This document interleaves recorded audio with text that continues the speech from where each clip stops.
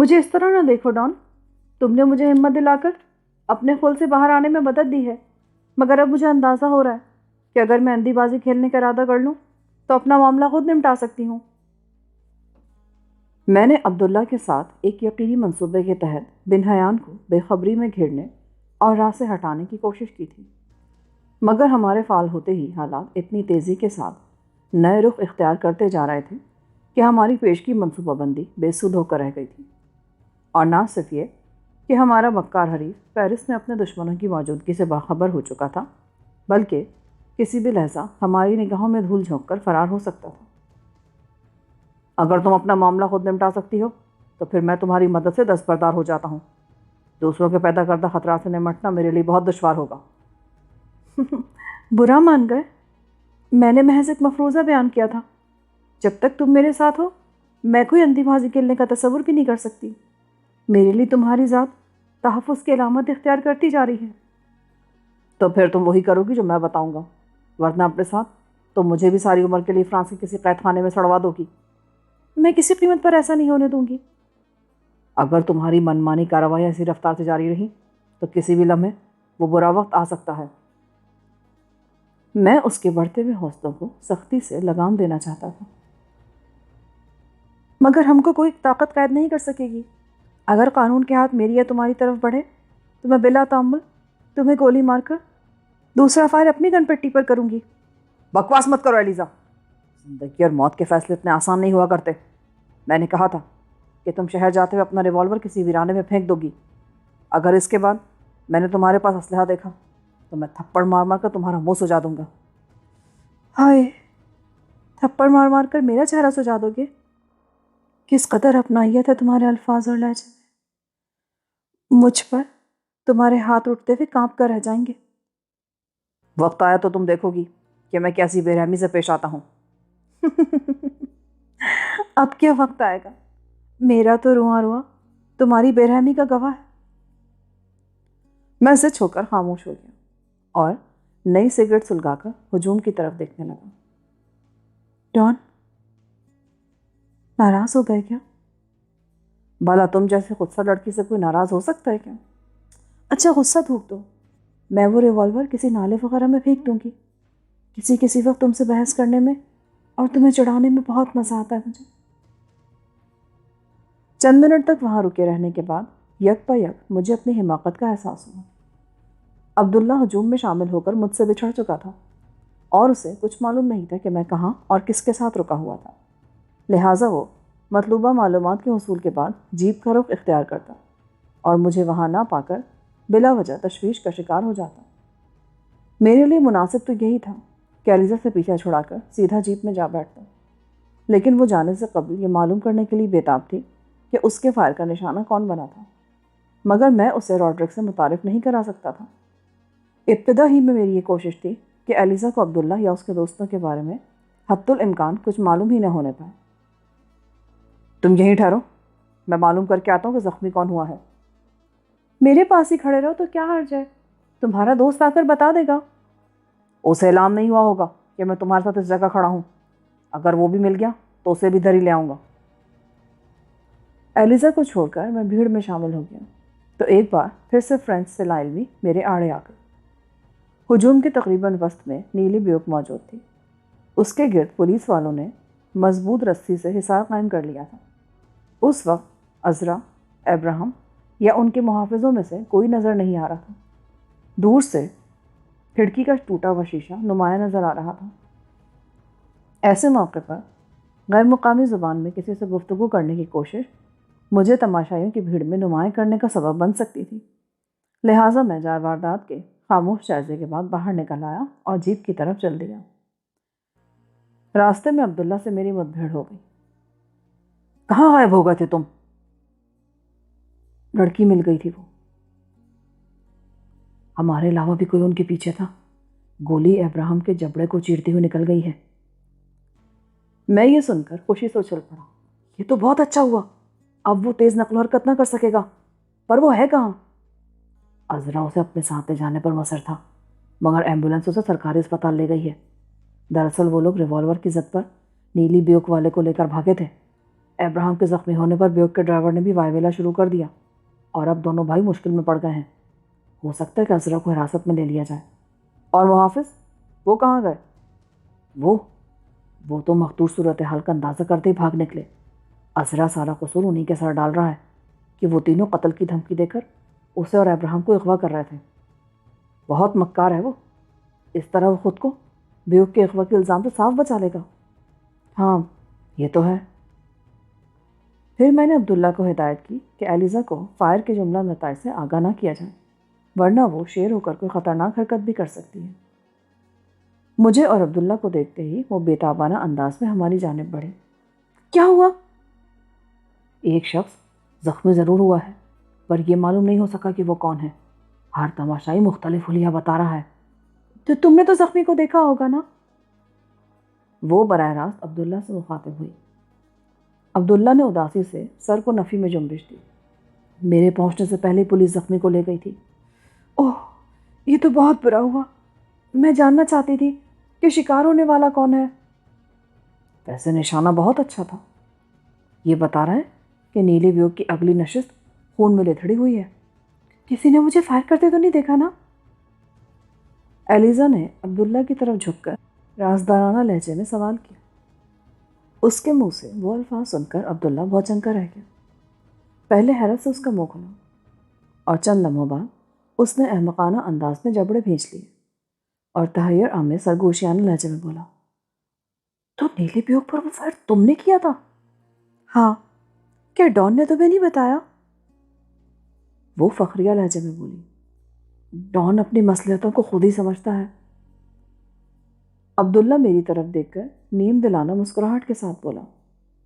میں نے اندازہ لگا لیا کہ اسے وہ انکشاف میرے بجائے ایلیزا کی زبان سے سن کر صدمہ ہوا تھا، حالانکہ اس نے ملتے ہی مجھ سے اس خدشے کا اظہار کیا تھا کہ اس کی دانست میں ہمارے علاوہ کوئی اور بھی جونس برادران کے پیچھے لگا ہوا ہے، مگر میں اس کے باوجود اسے یہ بتانا بھول گیا کہ فائر کسی تیسرے فریق نے نہیں بلکہ ایلیزا نے کیا تھا۔ ویسے تمہیں کسی نے دیکھا نہیں ہوگا، کیونکہ وہاں ہر شخص کسی نامعلوم مقام سے چلائی ہوئی نادیدہ گولی کا ذکر کر رہا ہے۔ عبداللہ نے اپنی بات مکمل کرتے ہوئے ایلیزا سے کہا، اب تم ایسا کرو، یہاں سے فوراً چلی جاؤ، ایسا نہ ہو کہ تمہارا باپ تم سے پہلے گھر پہنچ جائے، اور پھر پولیس بھی تمام جزیات کا گہرا جائزہ لے گی۔ تمہیں اس وقت جونس ولا میں موجود ہونا چاہیے۔ تم کب ملو گے؟ فی الحال کوئی پروگرام مناسب نہیں ہوگا۔ جونس برادران پر کیے جانے والے اس قاتلانہ حملے کے بعد پولیس جونس ولا اور اس کے اطراف میں گزشتہ روز کی خونریزی پر بھی نئے زاویے سے تفتیش شروع کر دے گی، اور ہو سکتا ہے کہ تمہاری نگرانی بھی شروع ہو جائے۔ ویسے میں کسی بھی وقت موقع محل دیکھ کر تم تک پہنچنے کی کوشش کروں گا۔ پھر ایلیزا وہاں سے رخصت ہو گئی۔ یہ کیا ہوا؟ اس کے دور جانے کے بعد عبداللہ نے پوچھا۔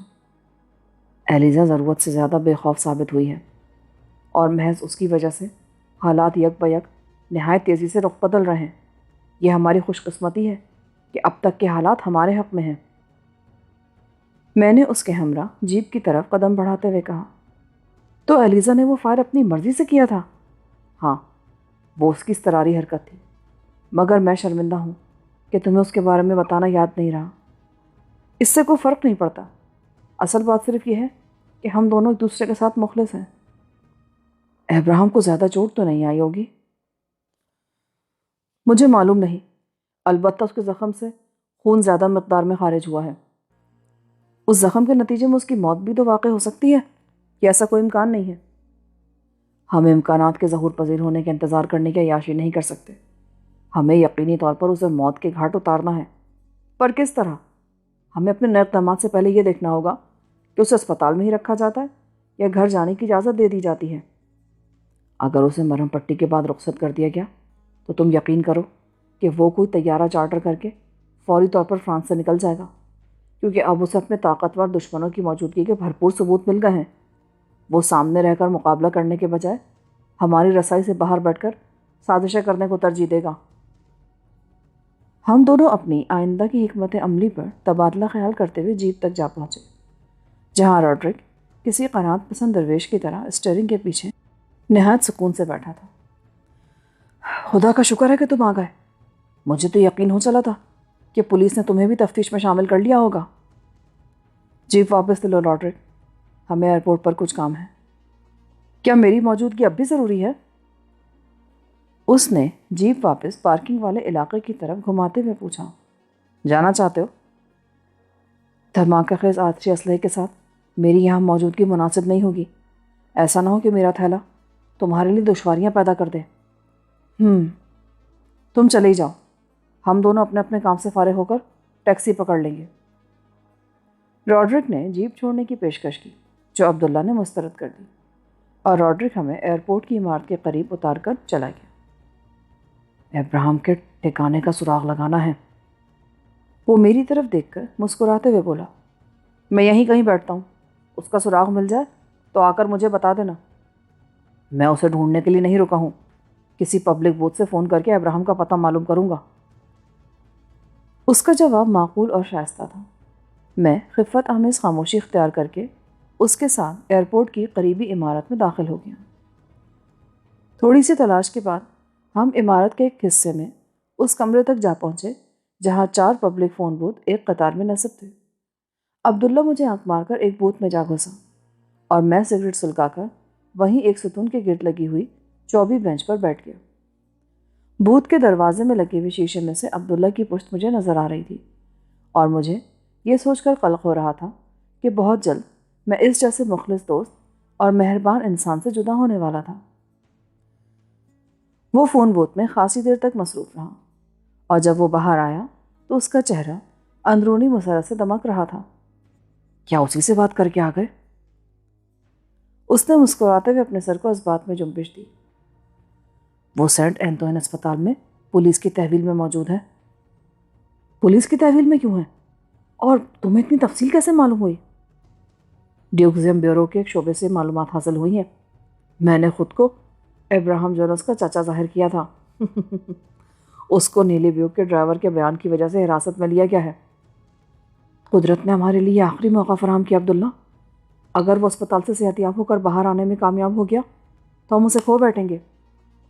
اسپتال جا کر ہی ہم کوئی فیصلہ کر سکیں گے۔ اب فیصلے کی ضرورت نہیں ہے، میرے پاس زہریلے تیر پھینکنے والا وہ ننھا سا ہتھیار موجود ہے جو ایرل کا طیارہ اغوا کرنے سے پہلے مجھے دیا گیا تھا۔ ہم چند سیکنڈ کی مہلت پاتے ہی اسے بآسانی موت کے گھاٹ اتار سکیں گے۔ بظاہر تو ہماری تجویز قابل عمل ہے، لیکن اسپتال جانے سے پہلے میں کوئی مشورہ نہیں دے سکتا۔ فرانس کے بیشتر اسپتالوں میں ملاقاتیوں کے لیے سخت نظام رائج ہے۔ پھر ایک ٹیکسی پکڑ کر ہم دونوں سینٹ اینٹوین اسپتال کی طرف روانہ ہو گئے۔ سارا راستہ خاموشی کے ساتھ طے ہوا۔ ٹیکسی سے اترتے ہوئے معمر مجھے جیراڈ نامی بدماش کا خیال آیا، اور ایک فوری خیال کے تحت میں عبداللہ کو تیزی کے ساتھ لیتا ہوا ایک دیوار کی اوٹ میں چلا گیا۔ وہ بھی کچھ سمجھے بغیر میرے ساتھ ہو لیا۔ ہمیں نہایت ہوشیاری سے کام کرنا ہوگا۔ ہو سکتا ہے کہ اب تک عذرا نے جیراڈ کے آدمی اسپتال کے گرد پھیلا دیے ہوں۔ تم فکر نہ کرو، میں صورتحال کا جائزہ لے کر آتا ہوں۔ تم ریمبران میں میرا انتظار کرو۔ ریمبران؟ ہاں ریمبران۔ پھر وہ ہاتھ سے ایک طرف اشارہ کرتے ہوئے بولا، ادھر اوسط درجے کا ایک ریسٹورنٹ ہے۔ ہم لوگوں کے لیے زیادہ دیر تک وہاں رکے رہنا خود کو مشکوک بنانے کے مترادف تھا، لہٰذا میں اس کی بتائی ہوئی سمت میں چلتی۔ مجھے ریمبران کے معنی تو نہیں معلوم تھے، لیکن اس نام کا صوتی تاثر بہت خوشگوار تھا، اور جب میں ریسٹورنٹ میں داخل ہوا تو اس مقام کو نام کے صوتی تاثر سے بھی بہتر پایا۔ بلیک کافی سے شغل کرتے ہوئے میرے لیے خالی الذہن رہنا ناممکنات میں سے تھا، اور اس بار میرے ذہن کے دریچوں میں داخل ہونے والی شخصیت ایلیزا کی تھی۔ میں ایک نہایت عجیب اتفاق کے تحت نیس ایئرپورٹ پر اس سے متعارف ہوا تھا۔ اس کی فرمائش پر اپنی سگریٹ نوشی جاری رکھتے ہوئے یہ بات میرے وہم و گمان میں بھی نہیں تھی کہ وہ میرے اور عبداللہ کے اس مشترکہ شکار سے بھی کوئی تعلق رکھتی ہوگی جسے ٹھکانے لگانے کے لیے ہم دونوں نیس سے پیرس جا رہے تھے۔ ابتدا میں ایلیزا اپنے باپ سے تنگ آئی ہوئی ایک مظلوم اور باغی دوشیزہ نظر آئی، جو اپنے باپ کی انا کو لہو لہان کرنے کے لیے اپنے دوستوں کے بھڑکے ہوئے سفلی جذبات کا کھلونا بننے کے لیے بھی تیار رہتی تھی۔ مگر عذرا اور ابراہم کی غیر موجودگی میں جونس ولا اور اس کے گرد ہونے والے خونریز تصادم نے اس بزدل اور مظلوم لڑکی کو اس قدر دلیر بنا دیا تھا کہ وہ ایئرپورٹ کے بارونق علاقے میں اپنے باپ پر فائر کر بیٹھی۔ یہ اس کی خوش بختی تھی کہ اسے گولی چلاتے ہوئے نہیں دیکھا گیا تھا، اور شاید یہ میری خوش نصیبی تھی کہ عذرا کے بجائے ابراہم اپنی بھتیجے کے فائر کا نشانہ بنا۔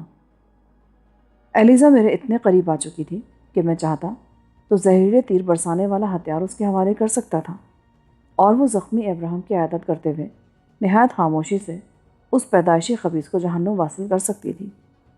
مگر مسئلہ یہ تھا کہ میں نے ایلیزا کو شروع سے ہی اپنے عزائم سے بے خبر رکھا تھا اور خود کو اس کے حسن کا شیدائی ظاہر کیا تھا، اور پھر اس نے اپنے باپ سے نفرت کی کہانی سنائی تو میں بظاہر اس کی ہمدردی میں عذرا کا دشمن بن گیا۔ یعنی میرے اور ایلیزا کے روابط میں شروع سے آخر تک کہیں بھی ابراہم جونس کا ذکر نہیں آتا تھا۔ اگر میں اسے زہریلے تیر کے ذریعے عذرا کو ہلاک کرنے کا مشورہ دیتا تو وہ بے چون چرا بلکہ نہایت خوشی کے ساتھ اس پر عمل کرتی، لیکن ابراہم کے قتل کی فرمائش اسے بھڑکانے کا بہانہ بن سکتی تھی۔ وہ فوری طور پر یہ نتیجہ اخذ کر سکتی تھی کہ میں نہ اس کی زلف کا اسیر تھا نہ اس کا ہمدرد، بلکہ شروع سے ہی ابراہم کو گھرنے کے لیے اس کے پیچھے لگا تھا، اور وہ اس قدر سیماب صفت لڑکی تھی کہ ایسے نتیجے پر پہنچنے کے بعد میرے خلاف کسی بھی بدترین رد عمل کا مظاہرہ کر سکتی تھی۔ ایلیزا سے جس حد تک کام لینا ممکن تھا وہ میں لے چکا تھا، اور میری عافیت اسی میں تھی کہ اسے مزید بیوقوف بنانے کا ارادہ ترک کر کے ابراہم کو خود ہی ٹھکانے لگا تھا۔ میں نے کئی بار اس پورے معاملے پر غور کیا اور ہر بار اسی ایک نتیجے پر پہنچا کہ ایلیزا میرے لیے اپنی افادیت کھو چکی ہے۔ تھوڑی دیر بعد عبداللہ ریمبران میں داخل ہوا تو میں نے ہاتھ کے اشارے سے اسے اپنی طرف متوجہ کر لیا۔ میرے لیے بھی کافی منگواؤ۔ کیا بات ہے، اداس نظر آ رہے ہو؟ میں نے ویٹرس کو کافی لانے کی ہدایت کرتے ہوئے عبداللہ سے کہا۔ حوصلہ شکن خبریں لایا ہوں، ان سے بھی نمٹ لیا جائے گا، تم یوں دل چھوٹا مت کرو۔ مشورے سے بہت سی مسدود راہیں کھولنے کی صورت بھی نکل آتی ہے۔ بدترین اطلاع یہ ہے کہ ابھی 7 خطرناک آدمی اسپتال پہنچے ہیں، اور میں نے عذرا جونس کو ان کے ساتھ مصروف گفتگو دیکھا ہے۔ شروع سے بتاؤ۔ گولی ابراہم کے زخم میں موجود ہے اور اس کا آپریشن کیا جا رہا ہے۔ عذرا نے اپنے زخمی بھائی کو ساتھ لے جانے کی شدید کوشش کی مگر کامیاب نہیں ہو سکا، کیونکہ جائے واردات پر پہنچنے والے پولیس افسر نے نیلی بیوک کے ڈرائیور کے بیان پر دونوں بھائیوں کو حراست میں لے لیا تھا۔ مگر اسپتال پہنچنے کے بعد عذرا اپنے رسوخ کی بنا پر اعلیٰ حکام کی ضمانت پر رہائی حاصل کرنے میں کامیاب ہو گیا۔ رہائی پاتے اس نے ایک مرتبہ پھر ابراہم کو اسپتال سے گھر لے جانے کی جدوجہد شروع کی، مگر اس بار اسپتال کے چیف نے ابراہم کی مخدوش حالت کے پیش نظر انکار کر دیا، اور اب شاید ابراہم مکمل صحتیابی تک اسپتال سے نہیں جا سکے گا۔ تم نے عذرا کو کہاں دیکھا تھا؟ وہ اسپتال کے بیرونی سبزہ پر موجود تھا، اور وہاں وہ ساتوں سے گھیرے میں لیے ہوئے تھے۔ اسپتال میں داخلے میں تو تمہیں کوئی دشواری پیش نہیں آئی؟ نہیں، عذرا تک کو استقبالیہ ہال سے آگے جانے کی اجازت نہیں دی گئی۔ مقررہ اوقات کے علاوہ کوئی بیرونی شخص اسپتال میں داخل نہیں ہو سکتا۔ مریض کی دیکھ بھال کے لیے اس کے کسی عزیز یا خدمتگار کو بھی رہنے کی اجازت نہیں ہے؟ یہ ہمارے ہاں کا فرسودہ تصور ہے۔ لوگ بیماروں کی عیادت کے بہانے اسپتالوں کو پکنک اسپاٹ میں بدل دیتے ہیں۔ یہاں مریض کی دیکھ بھال صرف اسپتال کے عملے کی ذمہ داری ہوتی ہے، اور یہ لوگ اس میں کسی کو دخل انداز ہونے کی اجازت نہیں دیتے۔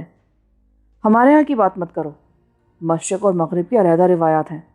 ہمارے ہاں فرد اور معاشرے کا دو طرفہ گہرا تعلق ہے، جبکہ مغرب میں فرد کو معاشرے سے تعلق رکھنا پڑتا ہے اور معاشرہ سے زیادہ گھاس نہیں ڈالتا۔ معاشرتی مباحثے کے لیے تمہیں یہی وقت ملا ہے؟ چلو پھر کبھی صحیح۔ تم نے جو تصویر کھینچی اس سے تو یہی ظاہر ہوتا ہے کہ عذرا کے بلائے ہوئے آدمی باہر ہی سے ابراہم کی حفاظت کریں گے، اور شاید عذرا خود بھی باہر یا اسپتال کی انتظار گاہ میں موجود رہے گا۔ مجھے اور تم کو جونس ولا کا وہ 5واں محافظ دیکھ چکا تھا جو تمہارے ہاتھوں مرنے کے باوجود غسل خانے سے فرار ہو گیا تھا۔ ان ساتوں میں وہ بھی لازماً موجود ہوگا، اور شاید اسے اسپتال کے داخلی دروازے کے قریب ہی معمور کیا جائے گا۔ اگر اسپتال کے عملے میں کسی کو رشوت کے ذریعے خریدنے کی کوشش کی جائے تو بھی ہم دونوں میں سے کوئی اس بدمعاش محافظ کی نظروں سے بچ نہیں سکے گا۔ البرٹونیو کی وجہ سے تو واقعی ہمارے لیے بہت دشواری پیدا ہو گئی ہے۔ اب صرف ایک ہی صورت باقی رہ جاتی ہے۔ وہ کیا؟ ابراہم کا آپریشن جلدی ختم ہو جائے گا، ہم دونوں مریضوں سے ملاقات کا وقت شروع ہونے پر اندر گھس سکتے ہیں۔ ان ساتوں کو نہ بھولو، اس وقت وہ ضرور باہر نظر آ رہے ہیں۔ مگر ملاقات کا وقت شروع ہونے پر وہ ابراہم کے کمرے کے گرد ہی منڈلاتے نظر آئیں گے۔ اگر ہم اندر ان کی نظروں میں آ گئے نا تو زندہ باہر آنا مشکل ہو جائے گا۔ عبداللہ کی آنکھوں میں تشویش کے سائے لہرانے لگے۔ وہ خیالات کی رومک ہو گیا۔ میں بھی خاموشی کے ساتھ سگریٹ کو دھوئیں میں تحلیل کرنے لگا۔ اس مرحلے پر ایلیزا کچھ کام آ سکتی ہے۔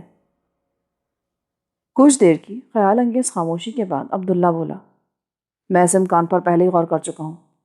میرا اور اس کا تعاون عذرا کے خاتمے کے لیے جاری ہے۔ ابراہم کا نام درمیان میں آئے تو وہ بھڑک جائے گی، تو اس کے ہاتھوں عذرا کو ہی ختم کرا دو۔ اس کی سرگرمیاں سامنے آنے کے بعد تو وہ بھی موت کا حقدار نظر آنے لگا ہے۔ یہی مناسب ہے، اس طرح ابراہم تنہا رہ جائے گا۔ اگر ہمیں عذرا کو راہ سے ہٹانے میں دشواری نظر آئی تو میں ایلیزا کو کہہ دوں گا، وہ آگے آ جائے گی۔ مگر ابراہم کو بھی تو یوں نہیں چھوڑا جا سکتا نا۔ میرے ذہن میں ایک تجویز ابھری عبداللہ۔ وہ کیا؟ اگر مجھے بیمار بنا کر اسی اسپتال میں داخل کر دیا جائے تو کیسا رہے گا؟ یک پہ یک عبداللہ کی آنکھیں چمکنے لگیں۔ اس صورتحال سے نمٹنے کی واحد ترکیب ہے، اور یہ سوچنا تمہارا ہی کام تھا۔ مگر مرض کا انتخاب بہت احتیاط سے کرنا ہوگا۔ ایسا نہ ہو کہ ڈاکٹر بلا وجہ مجھے کہیں سے کاٹ پیٹ کر رکھ دے۔ اپینڈکس سب سے بہتر رہے گا۔ جب تک تم درد کا اظہار کرتے رہو گے وہ آپریشن نہیں کریں گے، اور یہ مرض ایسا ہے کہ وہ تمہیں دوا دے کر رخصت نہیں کر سکیں گے، بلکہ اسپتال میں داخل کرنے پر مجبور ہوں گے۔ مگر مجھے داخل کرائے گا کون؟ میں کسی کا بندوبست کر لوں گا۔ میرا آنا تو خطرناک ہوگا۔ تمہیں مریض ہونے کے باعث ایسے لباس میں چھپایا جا سکتا ہے جو تمہیں ابراہم کے محافظوں کی نظروں سے محفوظ رکھ سکے۔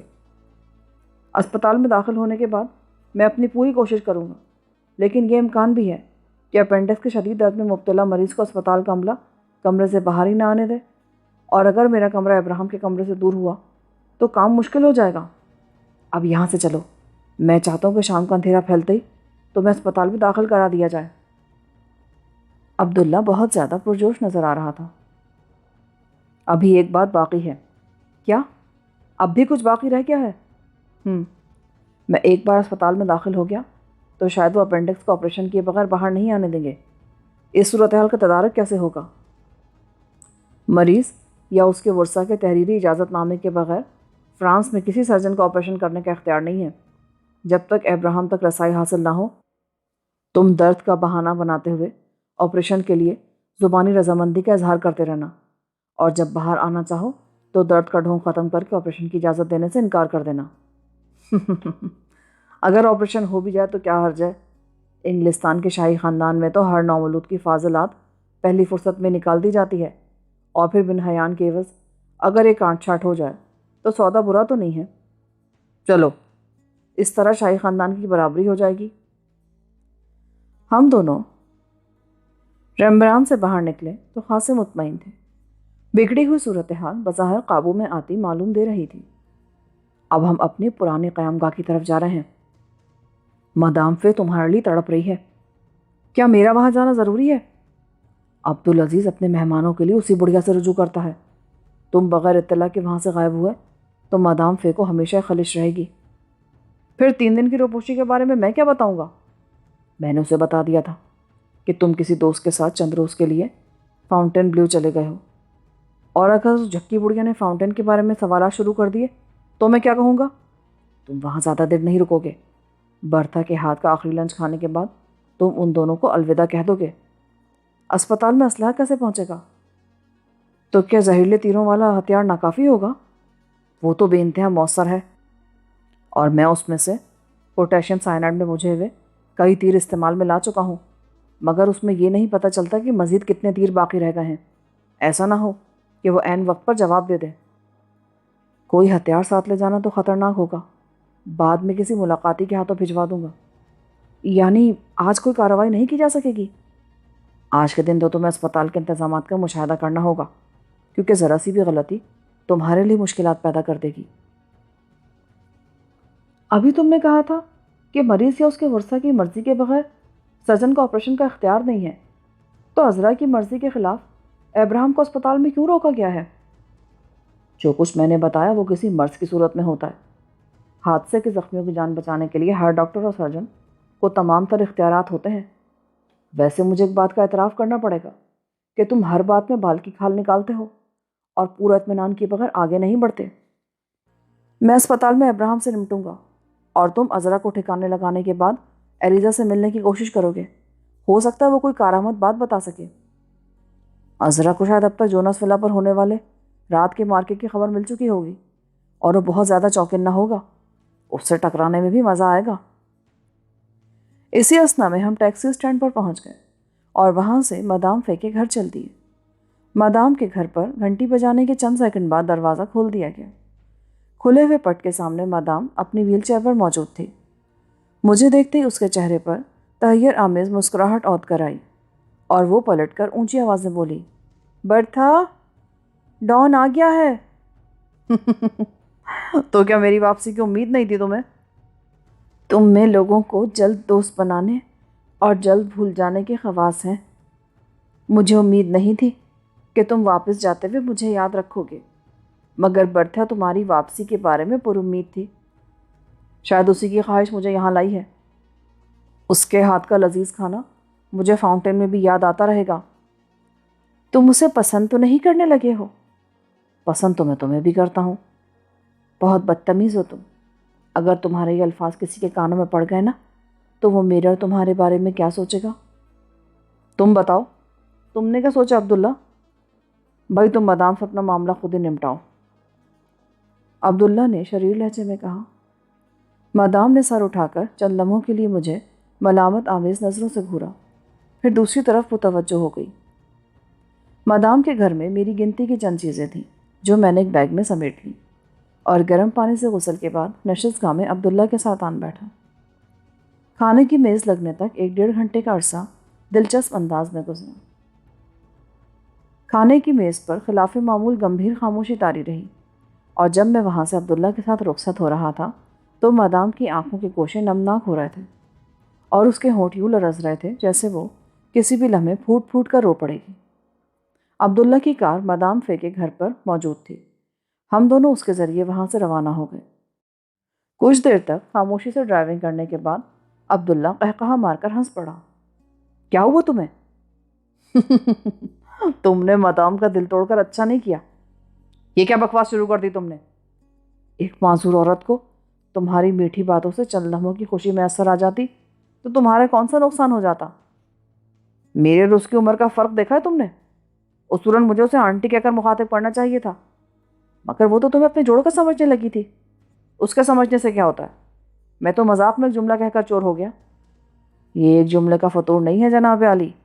پہلے ہی روز وہ تمہاری ذات میں غیر معمولی دلچسپی لے رہی تھی اور برتھا کو تم سے دور رکھنے کی کوشش کرتی تھی۔ تمہیں کیسے معلوم ہوا؟ وہ مجھ سے تمہارے بارے میں اکثر باتیں کرتی رہتی تھی، پر تم نے مجھ سے کبھی ذکر نہیں کیا۔ مجھے تو شک ہے کہ اسے تم نے اکسایا ہوگا۔ میں نے تو صرف اتنا کہا تھا کہ تم اس کے لیے خود کو دکھی محسوس کرتے ہو، مگر احترام کی وجہ سے کھل کر بات نہیں کر پاتے۔ عبداللہ کی بات پر میں دانت پیس کر رہ گیا۔ ہمارے سفر کا اختتام راڈرک کے فلیٹ پر ہوا۔ وہ وہاں موجود نہیں تھا، لیکن چابی عبداللہ کے پاس موجود تھی، لہٰذا ہم دروازہ کھول کر اندر داخل ہو گئے۔ تھوڑی ہی دیر بعد راڈرک بھی سامان سے لدا پھتا واپس آیا۔ ہم دونوں کو دیکھ کر اسے خاصی حیرت ہوئی۔ تم مصروف تو نہیں ہو؟ عبداللہ نے پوچھا۔ میری مصروفیت اتنی اہم نہیں ہوتی۔ یہ بتاؤ تمہیں کوئی کامیابی حاصل ہوئی یا نہیں؟ ہمارا شکار اسپتال میں ہے، تو پھر اسے وہیں کیوں نہ انجہانی کر دیا جائے؟ اس لیے تو ہم تمہارے پاس آئے ہیں۔ آج شام 5 سے 7 بجے کے علاوہ میں خالی ہوں۔ کوئی ضروری کام ہے؟ بہت ضروری۔ تم دیکھ نہیں رہے میں خشک مچھلی کے کتنے ڈبے خرید کر لایا ہوں؟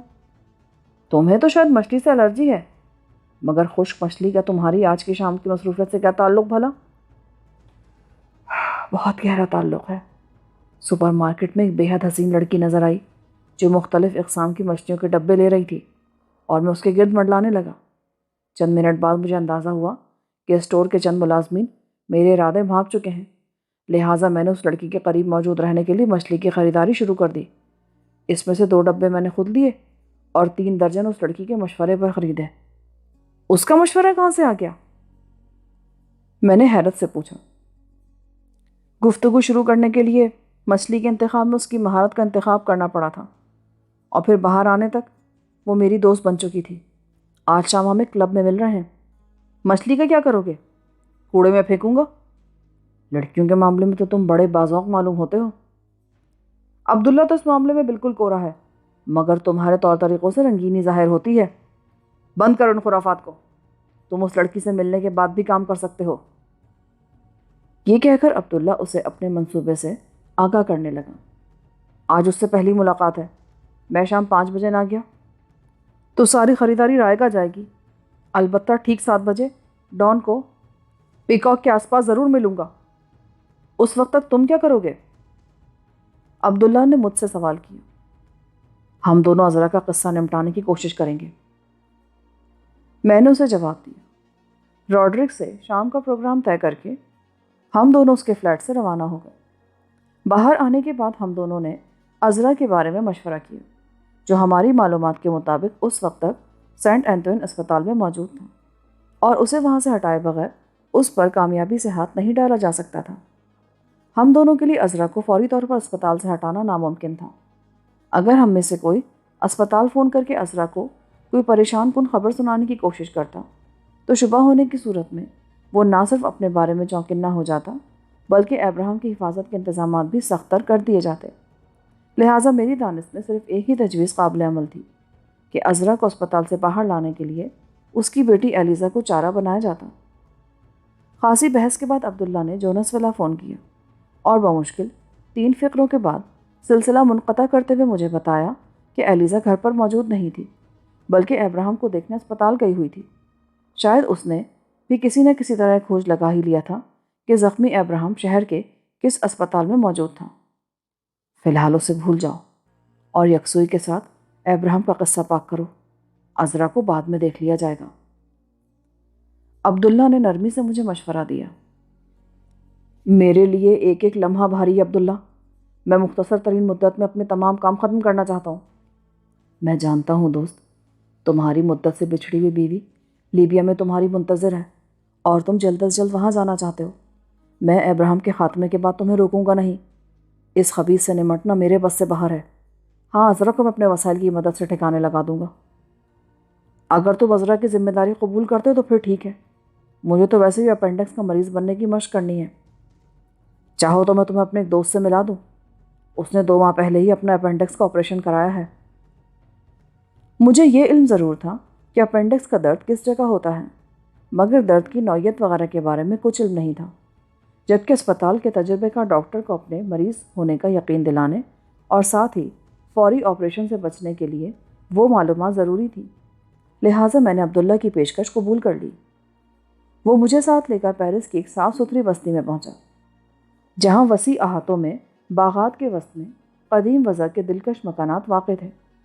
اس علاقے کے مکین یقینی طور پر مالی اعتبار سے ایسے مضبوط وسائل کے مالک نظر آتے تھے کہ ان میں سے کسی کا غیر قانونی سرگرمیوں میں ملوث ہونا محال نظر آتا تھا، مگر عبداللہ پورے اعتماد کے ساتھ اپنی کار ایک کھلے ہوئے پھاٹک میں لیتا چلا گیا۔